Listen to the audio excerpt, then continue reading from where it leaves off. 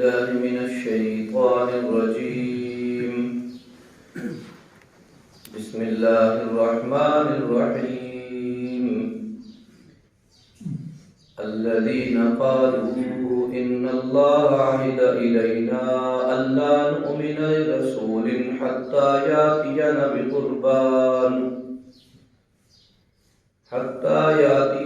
بقربان تأكله النار. قل قد جاءكم رسل من قبلي بالبينات وبالذي قلتم فلم قتلتموهم إن كنتم صادقين.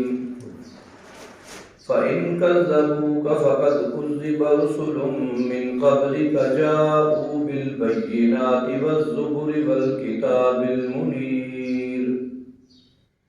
كل نفس ذائقة الموت وإنما توفون أجوركم يوم القيامة فمن زحزح عن النار وأدخل الجنة فقد فاز وما الحياة الدنيا إلا متاع الغرور. صدق الله العظيم. بسم اللہ الرحمن الرحیم. سورہ آل عمران آیت نمبر 183، 84 اور 185 تلاوت ہوئی ہے.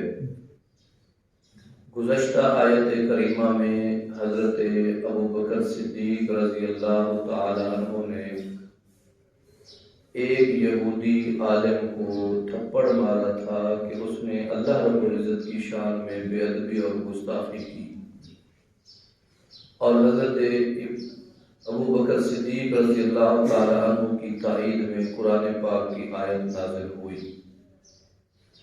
یہ گستاخی اس نے کیوں کی؟ وہ حریص آدمی تھا، مال و دولت اس کے پاس بہت تھا، لیکن اس میں جو اللہ نے حق مقرر کیے ہوئے ہیں زکوٰۃ اور صدقات، اس سے وہ انکاری تھا. یہ بات اگرچہ 100% درست نہیں ہے، لیکن تجربہ شدہ اور محقق بات ہے، اور کتابوں میں بھی اور تجربے میں بھی، کہ عموماً دین کی اور حق کی مخالفت میں غرباء کی بجائے دولت مند لوگ زیادہ رہے ہیں. وہ دین کے داعی یا دین کی اشاعت کے لیے محنت کرنے والا طبقہ، حتیٰ کہ انبیاء علیہ السلام کی بھی مخالفتیں جس زمانے میں ہوئی، اس زمانے میں اگر ان لوگوں کو ڈھونڈا جائے کہ وہ کون تھے، تو غالب تعداد ان میں ان لوگوں کی ہوتی تھی جو مال و دولت کے بڑے رسیا اور خواہش مند تھے. چونکہ حضرت ابوبکر صدیق رضی اللہ تعالیٰ عنہ اس کے ہاں یہ پیغام لے کر گئے تھے کہ تم اللہ پر ایمان لے آؤ، رسول اللہ صلی اللہ علیہ وسلم پر ایمان لے آؤ، زکوٰۃ دو، نمازیں پڑھو، اور اللہ کے حقوق مالی جو تم پر مقرر ہیں وہ ادا کرو، اور تمہارا اللہ کی راہ پر خرچ کرنا یہ تمہارے حق میں یوں ہوگا جیسے تم نے اللہ تعالیٰ کو قرضہ دے دیا ہے. اس پر وہ بڑے بے ادب ہوئے اور ان کو تھپڑ بھی کھانا پڑا، اور آج تک اس کی بے ادبی اور اس کو بے ادبی پر ملنے والی سزا کا ذکر قرآن میں موجود ہے. اللہ کے گستاخ کو بھی تھپڑ کھانا پڑا، اور نبی کے گستاخ کے حق میں بھی قرآن پاک میں آج تک ایسی کئی آیات کریمہ موجود ہیں کہ ان کی مذمت کی جا رہی ہے. ہمیں اللہ سے بھی محبت کرنی ہے اور اللہ کے رسول سے بھی محبت کرنی ہے. ان کنتم تحبون اللہ فاتبعونی یحببکم اللہ. اللہ محبت کرے یا بندے اللہ سے محبت کریں، رسول اللہ صلی اللہ علیہ وسلم کی اتباع کامل اپنا. آگے چلتے ہیں آج کی آیت کی طرف. چونکہ مال و دولت کی وجہ سے وہ اللہ کی راہ میں دینے کی بجائے اللہ کے متعلق بے ادبی پر مشتمل جملے کہنے لگا. اب کفار نے اور بالخصوص یہود نے یہ اعتراض کیا. ہماری کتابوں میں لکھا ہوا ہے کہ جو نبی دنیا میں تشریف لائیں گے ان نبیوں کے پاس یہ نشانی ہوگی کہ جو کچھ اللہ کے نام پر صدقہ، غنیمت، خیرات کی جائے گی اسے آسمان سے ایک آگ آئے گی اور جلائے گی۔ اگر وہ آگ اسے جلا دے تو سمجھ لینا کہ یہ قربانی قبول ہے، اور اگر آگ نہ جلائے تو سمجھنا یہ قربانی قبول نہیں ہے۔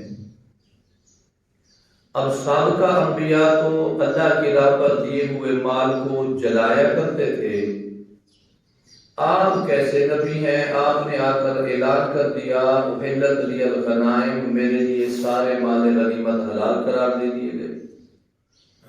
سورہ انفال میں قرآن پاک میں آتا ہے کلوا مما غنمتم حلالا طیبا، جو مال غنیمت تمہارے پاس آئے حلال اور طیب ہو اسے استعمال کرو، کھاؤ۔ نبی علیہ السلام کی خدمت میں لوگ ہدیہ لاتے تو آپ خوشی سے اپنے لیے قبول فرما لیتے، اور اگر صدقہ لاتے تو آپ غربا صحابہ میں تقسیم کر دیتے۔ تو رسول اللہ صلی اللہ علیہ وسلم کی اس مالی تقسیم پر اور ان احکامات پر انہوں نے اعتراض یہ کیا کہ پہلے نبیوں کے صدقات، ان کے زمانے مبارکہ میں صدقات کو آسمان سے آگ جلاتی تھی، جبکہ تم خود کھاتے ہو یا کھانے کا حکم دے دیتے ہو۔ صدقات تو حضور نہیں کھاتے تھے، مال غنیمت میں حصہ تھا۔ قرآن پاک میں حضرت آدم علیہ السلام کے 2 بیٹوں کا ذکر ہے کہ انہوں نے بھی ایک مرتبہ خیرات کی۔ ان میں سے ایک کا نام حابیل تھا، دوسرے کا نام قابیل تھا۔ قابیل قاتل بنا، حابیل مقتول ہوا۔ انہوں نے قربانی کی، قربانی میں سے حضرت حابیل کی قربانی جل گئی، وہ قبول ہو گئی، اور قابیل کی قربانی نہ جلی، گویا کہ وہ اللہ نے قبول ہی نہیں فرمائی۔ اس بات پر قابیل کے ذہن میں آتش انتقام اور حسد آیا، اس نے اپنے بھائی حضرت حابیل کو قتل کر دیا۔ تو یہ ایک واقعہ ہے جی، وہ کہتے ہیں دیکھو یہ قربانی کے جلنے نہ جلنے کی دلیل ہو گئی ہے کہ قربانی جلے گی۔ حضرت الیاس علیہ السلام اللہ کے ایک نبی گزرے ہیں، انہوں نے اپنی قوم سے اپنی سچائی اور قوم کے مشرکانہ عقیدوں پر ان کی مذمت کی، اپنی سچائی بیان کی، ان کے عقائد باطلہ کی مذمت کی۔ مباہلہ ہوا، مباہلے کا معنی یہ تھا کہ ایک بیل مشرکین لوگ لا کر اپنے بت حبل کے سامنے ذبح کریں، میں ایک بیل اللہ کی رضا کے لیے اللہ کے حضور ذبح کرتا ہوں ان کے لیے۔ اب دیکھتے ہیں جس کی قربانی جلے گی وہ سچا، جس کی نہ جلے وہ جھوٹا۔ حضرت الیاس علیہ السلام نے جو بیل ذبح کیا وہ جل گیا، اس کے مقابلے میں قوم نے جو بیل ذبح کیا وہ بچ گیا۔ تو دوسری دلیل آ گئی، تورات میں اس کا ذکر ہے۔ تو وہ حضرت الیاس علیہ السلام کے دین کو ماننے کی بجائے ضد میں آ کر دشمنی پر اتر آئے۔ حضرت الیاس علیہ السلام کو پہاڑوں میں جا کر چھپنا پڑا اور ان سے جان بچانی پڑی۔ کئی اور انبیاء تھے جن کے زمانے مبارکہ میں یہ واقعات ہوتے، لیکن وہ سمجھنے کی بجائے الٹا ان کو قتل کر دیتے تھے، اس کے مرتکب ہوئے۔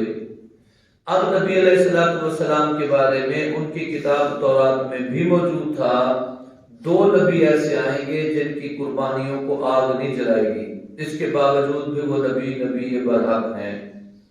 ایک حضرت عیسیٰ علیہ السلام اور ایک جناب محمد رسول اللہ صلی اللہ علیہ وآلہ وسلم۔ اب جب انہوں نے یہود نے یہ اعتراض کیا کہ آپ کی قربانیاں، آپ کے صدقات، آپ کی خیراتیں اور آپ کی جماعت کی خیراتیں مسلمانوں کی، یہ تو آپ خود کھا جاتے ہیں، ایک بھائی دے رہا ہوتا ہے دوسرا لے رہا ہوتا ہے، لہذا اگر تم نبی برحق ہو تو پھر قربانی کرو اور تمہاری قربانی کو آگ جلائے، پھر ہم قبول کریں گے، سمجھیں گے کہ آپ نبی ہو۔ یہ ہیلا اس بات کے جاننے کے باوجود کہ یہ نقاب اس شرط سے مستثنا ہے، انہوں نے اپنے حرص، اپنی لالچ اور اپنے بخل کی وجہ سے کی کہ ہمیں کسی نہ کسی طریقے مال نہیں دینا چاہیے ان کے لیے۔ اس کو اللہ رب العزت نے یوں بیان فرمایا، الذین قالوا ان اللہ عہد الینا، ان میں سے کچھ لوگ ایسے ہیں جو کہتے ہیں جنہوں نے کہا کہ اللہ نے ہمارے ساتھ یہ عہد کر رکھا ہے، اللہ نؤمن لرسول حتی یاتینا بقربان، ہم اس وقت تک کسی رسول کو نہیں مانیں گے جب تک کہ ہمارے پاس کوئی ایسی قربانی لے آئے بطور ثبوت اور دلیل کے تأکلہ النار، جسے آگ کھا جائے۔ تو انہوں نے گویا کہ انکار کر دیا کہ ہم ایسے نبی کو نبی کیسے مان لیں جن کی قربانی کو ابھی تک آگ نے نہیں کھایا۔ اللہ رب العزت نے ان کے اس جواب میں اس اعتراض پر دو جواب دیے، ایک تحقیقی اور ایک الزامی۔ قل اے میرے پیغمبر آپ فرما دیجئے، جاءکم رسل من قبلی بالبینات،